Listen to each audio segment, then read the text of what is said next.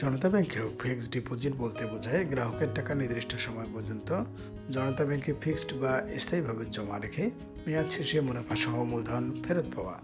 জনতা bank fixed ডিপোজিটে দিচ্ছে সর্বোচ্চ ইন্টারেস্ট রেট 2026 সালে। আসুন জেনে নেই।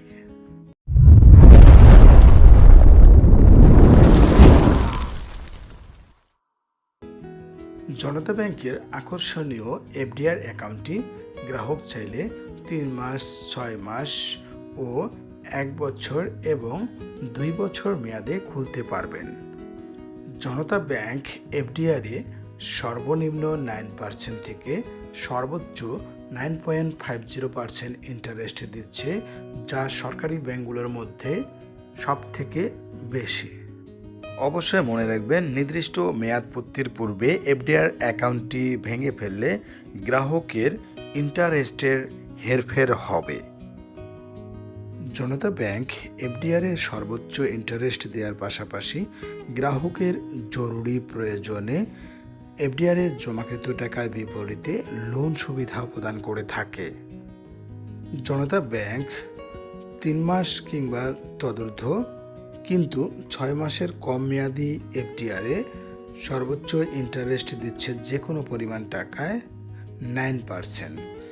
6 মাস কিংবা তদূর্ধ্ব কিন্তু 1 বছরের কম মেয়াদি এফডিআরে জনতা ব্যাংক যে কোনো পরিমাণ টাকায় গ্রাহককে ইন্টারেস্ট দিচ্ছে 9.25%। 1 বছর মেয়াদি এফডিআরে যে কোনো পরিমাণ টাকায় গ্রাহককে ইন্টারেস্ট প্রদান করে 9.50%। 2 বছর মেয়াদি এফডিআরে যে কোনো পরিমাণ টাকায় 9.50%। অর্থাৎ 1 বছর কিংবা তদূর্ধ্ব কিন্তু 2 বছরের ঊর্ধ্বে নয় এফডিআরে 9.50%। অবশ্যই মনে রাখবেন, গ্রাহকের টিন সার্টিফিকেট থাকলে ট্যাক্স কর্তন হবে 10%। টিন সার্টিফিকেট না থাকলে ট্যাক্স কর্তন হবে 15%।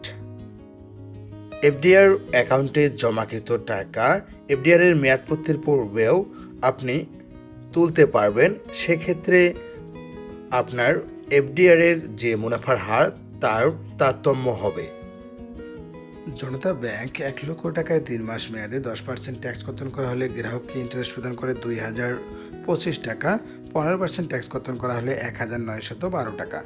1 লক্ষ টাকায় 6 মাস মেয়াদে 10% ট্যাক্স কর্তন করা হলে 4162 টাকা।